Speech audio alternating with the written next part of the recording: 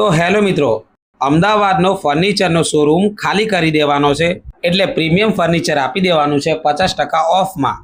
હા મિત્રો, એકદમ અડધા ભાવમાં અને વોરંટી ગેરંટી વાળી વસ્તુ। તો ચલો બતાવું કઈ કઈ વસ્તુ તમને 50% ઓફમાં મળી જશે। ચલો મારી સાથે। મિત્રો, અહીંયા 50% ઓફ વાળી ઓફર ખાલી બોલવા ખાતર નહીં પણ આપવા માટે બનાવવામાં આવી છે।